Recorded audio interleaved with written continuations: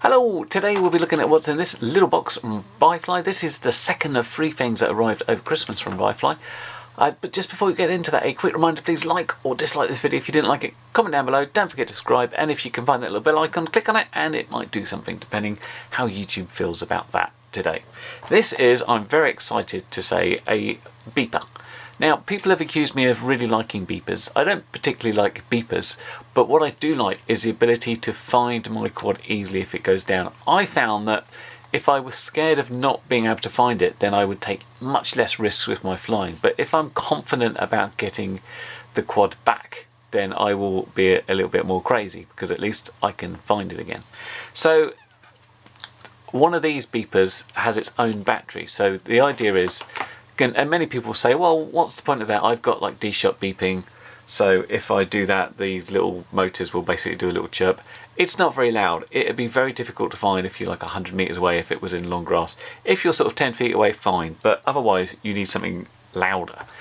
These things are very loud, which is great. Also, if your battery comes out, then you've got no way of finding it other than basically looking, because you can't use any telemetry to find it. You can't use either a physical beeper or D-shot beeper because you've got no power. If the battery unplugs from this, this will start alarming basically, and that's the big crucial thing. When you're doing crazy stuff and you're crashing into trees, sometimes the battery goes pachong out into the distance. Hey, you might lose the battery, but at least you'll get your quad back with one of these. So this is called the ViFly Finder Mini. It is, as you might expect, a smaller version of the ones they've done before. This is the ViFly Finder 2, and I can show you the difference when we go into close up, but let's find out what's in the box first, because hey, there's not much to it. There's pretty much what you expect. In this little bag, you've got a cable tie in case you want to attach with that. I've got a nice piece of plastic hair coming off mine. We've got the little finder itself, pretty small, not tiny, but small. And you can see the little LiPo battery it's got there, and then it's got this plug-in cable which goes in the back, and that will connect to basically buzzer minus, buzzer plus, and a ground. You don't have to put this on a flight control in the quad, although many people do. You can also control it with a regular PWM channel if you've got a plane, although it's slightly less likely to lose your battery there. But of course, if you don't lose your battery, you can set it as a beeper, and the beeper's loud enough so it'll help you find it. Also in the box is a nice set of brief but useful colour instructions. And the idea of this is for compact builds, it's called. Now, I wouldn't say that means you can fit it on any little quad, so you still need space to put it. It's no good thinking, oh, I've got the tiniest little whoop.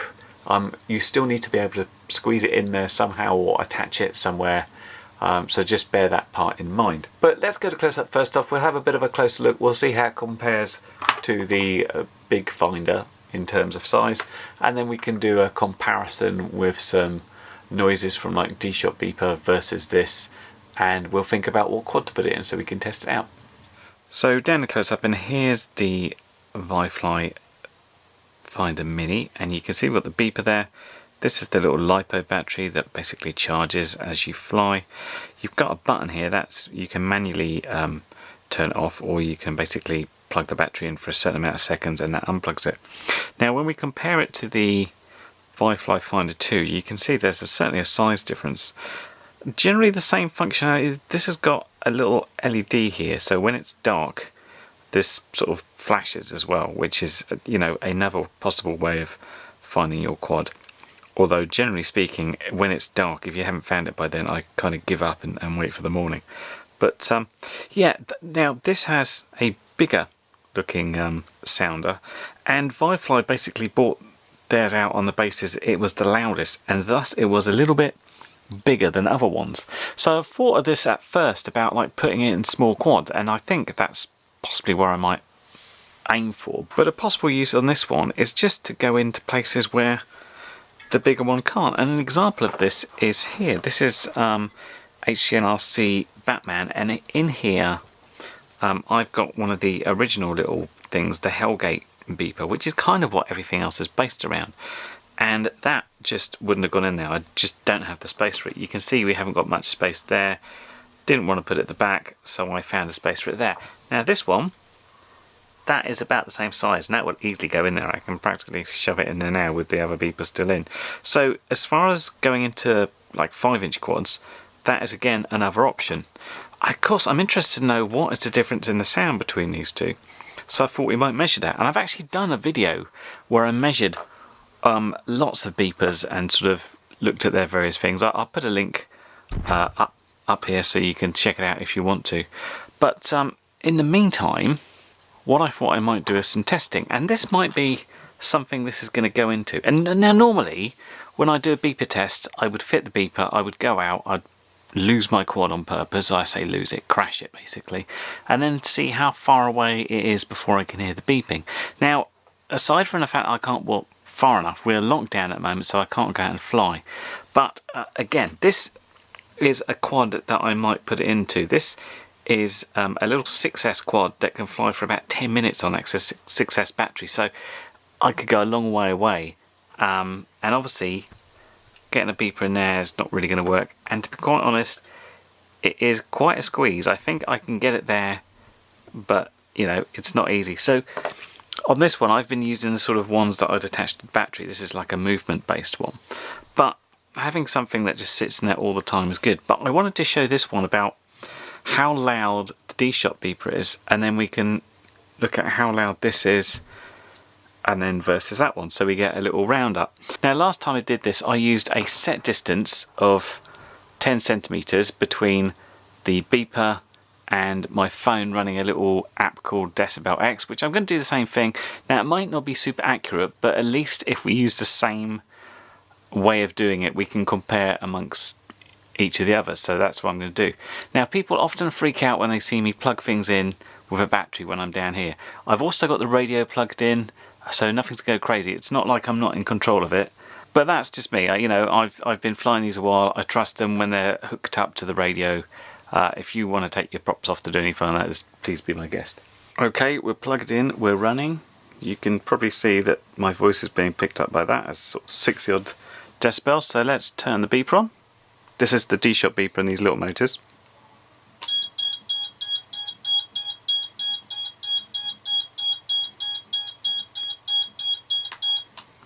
That seems to be getting about 79 decibels, and of course without the battery it doesn't make any noise at all. Okay, so this is the Nebula quad. This is the ViFly Finder 2, and I've popped this out because helpfully enough it's got the same connector as this one, so I can put that in the exact same space and we can see it. What I'm going to do is I'm going to unplug the battery so it can go into its normal beeping, and I can explain what happens there. So we've just plugged in as normal, and what I'll do is I'll unplug it, and for the first 40 seconds it'll make a little chirping, which is not full loudness because you might want to disarm it, and then we'll let it do this full sound and see what we get. Now last time I measured this I got about 101 decibels, so it'd be interesting if I get the same amount.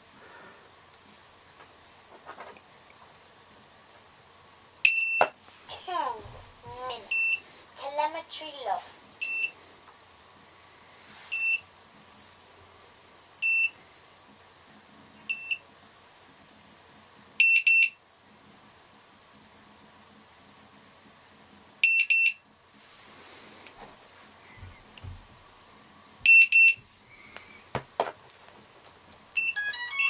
Telemetry recovered. So what I did there is disarm it by plugging in and removing the battery between 3 and 6 seconds. You hear that triple beep there, and on this one we got a peak of 101. Well, that's almost exactly the same as last time, and I know it doesn't seem that much higher than sort of 70, but I think decibel works on sort of an exponential scale, so 100 is so much louder than 90. It's quite unbelievable. But now let's plug in the little tiddly one and see how this sounds. We'll put the battery in and we'll take the battery out again. Let's just reset this first so we know what the peak's going to be. Okay, I think we're ready to go.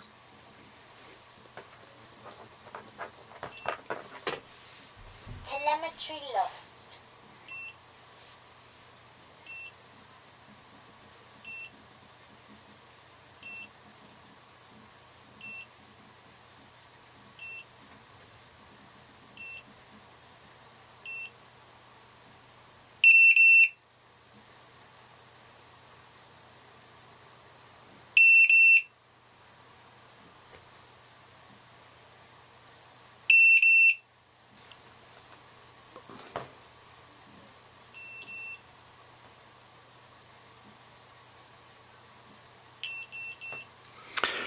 that did surprise me. When I was listening to the little chirping, it didn't sound like it was going to be loud, but when it came on, 95.8 decibels. Certainly not quite as loud as that one, but pretty damn loud. Anything into the 90s is loud. You're going to hear it from some way away. And you see what I did there? I used the alternative method of shutting down, which was to hold this button down between 3 and 5 seconds. But if that's tucked away and you can't reach it, that's when you'd be using the plug battery and wait 3 to 6 seconds, take out again. You'll sort of get used to how that works. Now, although ultimately I'm thinking I might put this in here and possibly up there actually, it's not something I'm going to do straight away and test out for you, because I really can't go out and fly currently, which is a bit of a shame. But yeah, as a sort of smaller build, you can see we've got plenty of space in here, so it's no big deal about putting that one in. But where you've got limited space, this little guy's going to be great. Absolutely fantastic.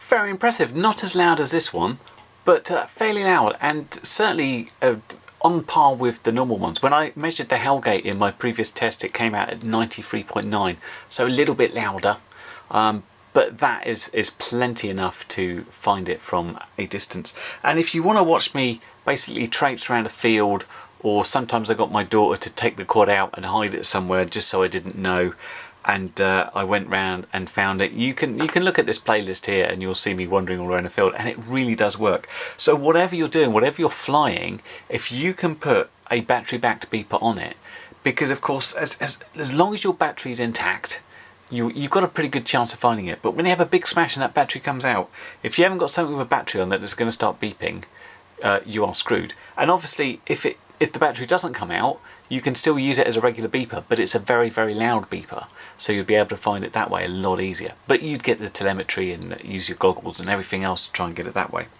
So I said, when I first started out, I thought this will go in small quads, but really 5 inches are just as good for it. As I said in this one, I couldn't fit a bigger beeper in here. This is the Hellgate itself in there, and that would fit in there quite happily. And I know people are worried about the sort of size and weight, even if this is like, you know, a couple of grams. But as long as you've got something on there, that's the most important thing. There is nothing worse than hearing about people losing their quads and saying, oh no, I didn't have a beeper on it. It's like, why just have something? I try and use beepers and everything. The quads that I fly a lot, I have these inbuilt ones. Ones that I sort of don't so much, or I can't, I put this thing on. This is a motion-based thing, so if your quad stops moving because it's crashed for 30 seconds, it starts beeping. But please put something on your quads. Make sure you can always find them, because you don't want to lose quads. What? That's no fun at all. That's a really bad ending to a day. As I said, I'll probably try and put it in this somewhere, but that's a video for another day. But in the meantime, this has been the rather lovely ViFly Finder Mini, and thanks very much for ViFly for supplying this. Really good, nice product. And you can check out details below for where you can check it out for yourself if you want to get hold of one. Until then, next time, I hope that's been useful, and I'll see you in the next video. Bye for now. Well, you've made it to the end of the video, so thanks once again for watching. If you like what you saw, then please consider subscribing, and if you really like what you saw, then be sure to check out the link to my blog for a variety of ways in which you can help support this channel.